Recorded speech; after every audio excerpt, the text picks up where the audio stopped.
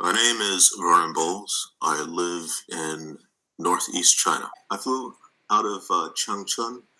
When I left Changchun on the airplane, there weren't that many people wearing masks. Had a connecting flight in Qingdao. There were a few more people wearing masks. When I got to Shanghai, I saw people walking around in full-on respirators. A few days later, on my flight back north, almost everyone on the airplane had masks on.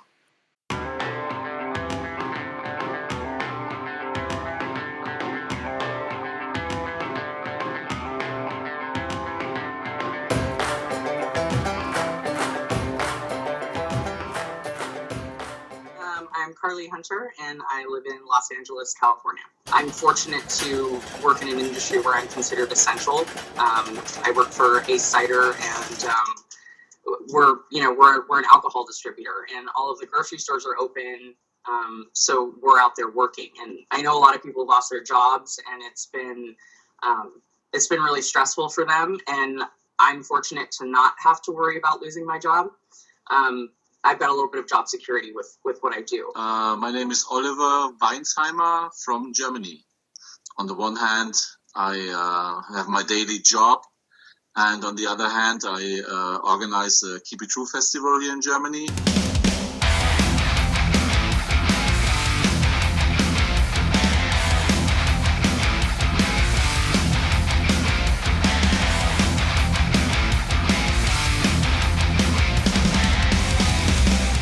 I had to move the festival to end of August, and that's really a big undertaking. My name is Alita Bowder. I live in Vancouver, Washington, and I am one of the COVID survivors who were presumptive positive. One of the unsung ones that are not publicly recorded.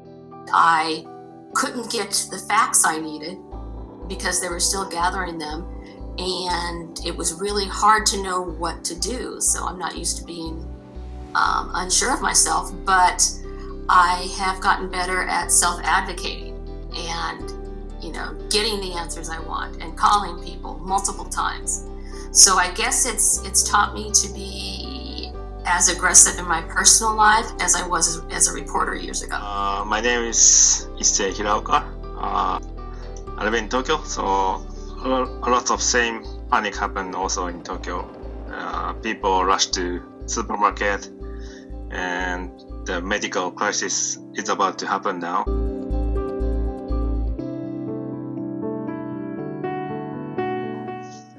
And just today, the government will announce the state of emergency. But for me, I will just keep staying home and work as before the announcement. So hi, my name is Giselle Gamboa, and I live in San Bernardino, California. So the coronavirus has affected me, especially in my school life. So I'm a senior at San Bernardino High School, and these last few months were supposed to be the exciting parts of high school, like what you work up to, the prom, grad night, graduation, everything. And I got my dress, it's really cute, and I fell in love with it. I was like, wow. And then all of a sudden, I'm not gonna have prom. When the economy starts to decline here in Brazil, I moved from a big city to a small city where my mother lives, and we are living together now. So I started a small printing shop, and the small printing shop is to print flyers and business cards and those kinds of things. Now it's almost impossible to keep the shop open. The lockdown now is coming to get less severe. So now me and my partner, we are allowed to work at the shop. The problem is there are no customers there. From the offset, we very quickly saw that it was going to affect the entertainment industry. We ended up in a situation where within a 10-day window, we lost every client. Every booking that was on the books got cancelled. Every tour that we had product going out as a rental got cancelled. And in a 10-day window, we went from 500 to 0, literally. It was just the lowest of lows. 22 years in business, to go home knowing that for the first time ever, I would not be able to help people pay for their lives. But I got to tell you, I woke up at 6 o'clock Sunday morning and I had a vision, because I knew we have sewing machines, we have skilled sewing staff, we have access to fabric, thread, everything we need to make masks. So I said, there it is, that's it. That'll be our business model. We're going to make masks, we're going to help our community, we're going to help our employees, and in order to do those things with a conscience, we're going to do it at cost.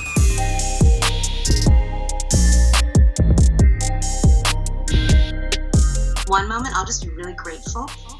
Just grateful I have a roof over my head, a safe place to sleep, a flushing toilet. I have a washer and dryer in my apartment. I have food in the fridge, clean water. So I'm feeling that. And then a moment later, I'll feel kind of bratty. Like, I want to go out to eat and I can't. I want to see my friends and I can't. I want to hug a friend I haven't, seen, who just lives in Brooklyn, right? I don't want to cook every day.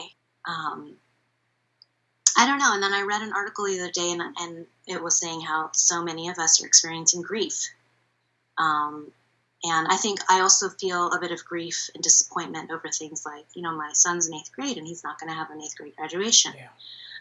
My daughter participated in a dance scholarship program every Saturday in Harlem, and they were preparing for this huge, wonderful celebration in June, and that's not going to happen, right? We go to California every summer to see my parents and my brother and his family and friends, and I don't know, is this going to pass by the summer? Are we going to be able to get on a flight? I'm actually one of the few people it actually hasn't affected, since I work from home for the past 6 years. So literally, I never really see people Monday through Friday. I don't leave my house. I'm usually just working or just, doing my stuff in the afternoons here in the mornings. Like normally, just the weekends, I notice when I go shopping that, it's certain things aren't open anymore now. So it's kind of harder to go do that. Restaurants and stuff being closed, that kind of thing is different. It was even funnier. I'm a huge germaphobe, so I never shake hands with people. And I always when someone's sick, I avoid them like the plague. So I've been prepping for this for the longest time. So everyone who made fun of me for years is all like, wow, you've actually become you. So I've been keeping myself busy because I find that if I'm idle, then I start thinking, I'm trying not to watch the TV too much every day because, it's kind of depressing. How come we were not more prepared for this? I mean, I realized the last huge pandemic was 1918, almost 100 years ago. But I don't even remember the 2009 swine flu thing. I don't remember being concerned about that, or I don't know, maybe age makes a difference. I feel like as a 72-year-old, I feel like I'm in pretty good shape, other than the fact that I was hospitalized. So that was kind of a wake-up call for me.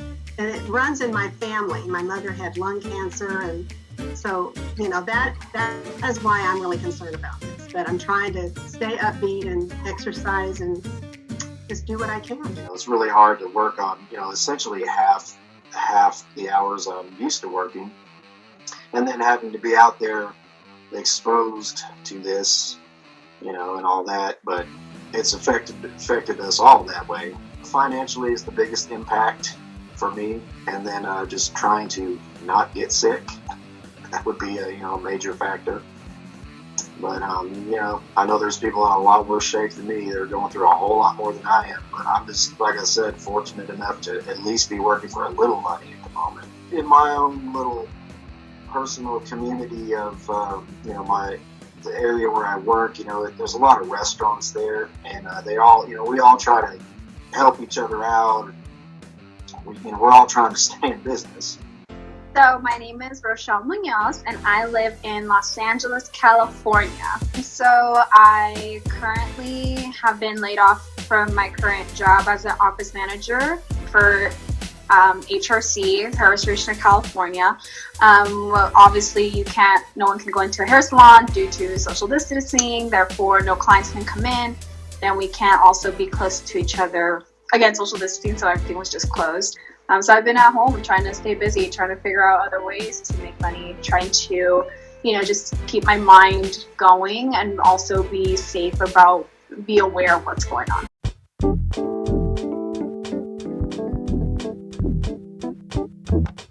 So there's a saying that says, you don't know people's true colors until a hardship happens. And that's, I think, very, very true.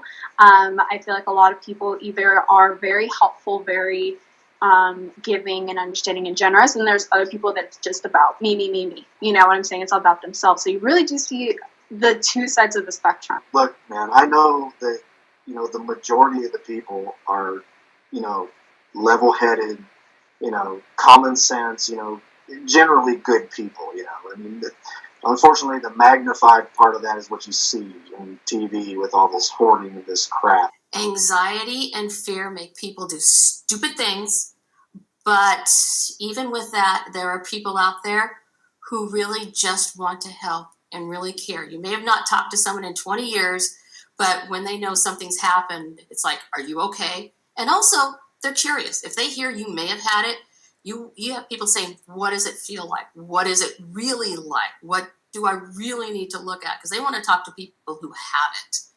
People are unpredictable, and that's, I think that's a problem that's not from any country in the world. It's a worldwide problem. It's good to see people helping people as much as they can. And so, like I said, there's two sides to the story, right? It's sad to see people that are hoarding, but then again, it's, people go, okay, well, you know what? I'm going to be considerate. So I think there's a lot of people helping people, and that's a great thing. And I've seen a lot of it out there, and I'm still out there, So I see a lot of people interacting day to day, and there's still some good going on.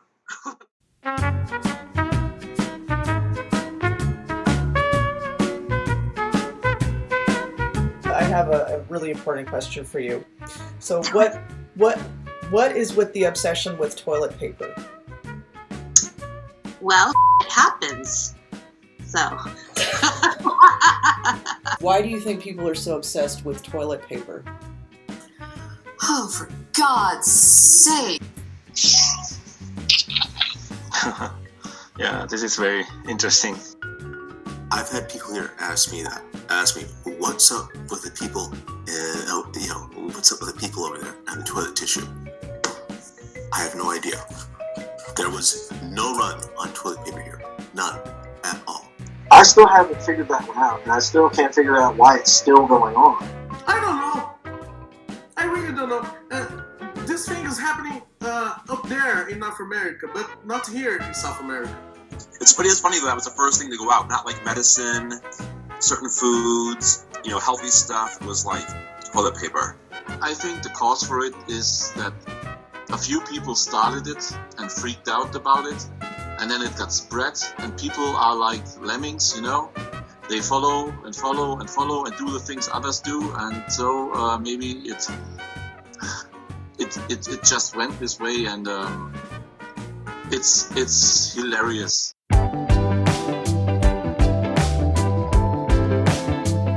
Yeah, I miss just being able to go outside, like going to the store, going to school, seeing my friends. Italian beef sandwiches. Nail salons, and the nail salon, and definitely my friends. I really miss that interaction with people. I'm a social person, as you know, and but I'm also an only child, and I can be a homebody. I'm kind of two people, I guess you could say. I miss the peace and tranquility to going to work, open my store, and I miss an ordinary day. I miss going to my local coffee shop and bringing my laptop and doing my work, and just being around people. I'm an extrovert, so this is extra hard for me.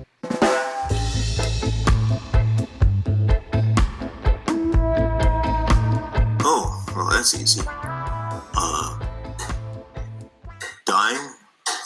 Dying here.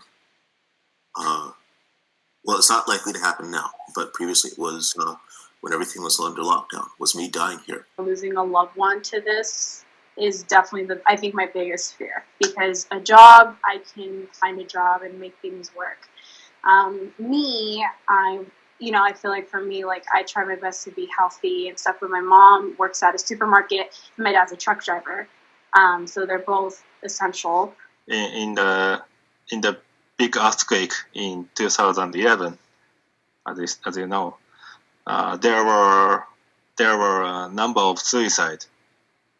Actually, the fear could make a bigger shock than the accident itself.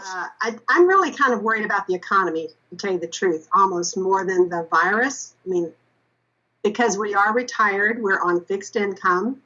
My husband does have a 401k, a pension, and all of that, and I have Social Security, and he has Social Security. But with the way the economy is acting right now, with the stock markets and all of those things, I've had a neighbor across the street tell me they lost almost half of what they earned last year. Greatest fear would be that a lot of the small businesses aren't able to come back and people don't get their jobs back. It's the biggest fear for me is see, I have a lot of friends who aren't working, who work in like the music industry and stuff, and my fear is that all goes away. I am 100% thankful for my health, first and foremost. I'm thankful that, I'm not in a hospital bed, worrying about if I'm going to live or die. I am thankful to have a business that's been here in business for 22 years and that we're able to embark on this project in a way that can hopefully make a difference to other people. There's always someone in a worse condition than us every time. So I'm thankful for everything, I'm thankful to be employed. I'm thankful for my faith, because that's pretty much what gets me through everything. I'm grateful that at least I have my family with me and my sanity for the most part for now. I'm thankful that I don't know anybody personally yet who has passed away, but you kind of brace yourself because this is affecting everybody.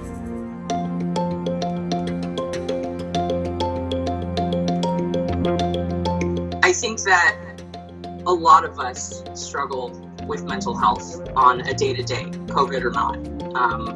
And you may have your own way of dealing with it. And being stuck inside and not being able to go to work and occupy your mind and kind of get away is really dangerous for a lot of us. And there are so many resources out there that you can utilize from home to ensure that you are okay. And it's okay not to be okay. Well, the message is very easy because never give up, because it makes no sense to give up, because this crisis will end. It's just a matter of time. And in the meantime, we just have to go on and keep healthy and stay positive and look forward, because imagine the first time you can go out again and you can go to a live show. It will be one of the best days of your life, because you will be free again and all the pressure from your back will fall off of you. We will all get through it, and I know that a lot of people have horrible situations and it doesn't seem like anybody's going to make it through, but everybody's going to make it through. But it starts with yourself. It has to start with you. You can't rely on the world's not going to give it to you. The world is just, you see what the world's full of. You got an endless supply of that garbage. So it has to come from you. And you have to change your thinking on it, and you have to decide to have a positive outlook no matter what you're facing. And if you have faith, then that should help you, or that should at least help you expand your faith. If you don't have faith, I don't know whatever God or religion that you practice or rely on, fall to that. But it's going to start with what's inside of you. We're not alone. We're all in this together, not just nationwide, but worldwide. Be strong. Stay sane. Because we will get through this. We will. Vamos a superar esto. Wir werden das schaffen. Woman Dalha. We will get through this. There will be better days, I promise. Have faith, everybody. We're in this together and we're going to get through it. Have faith. Nós vamos passar por isso.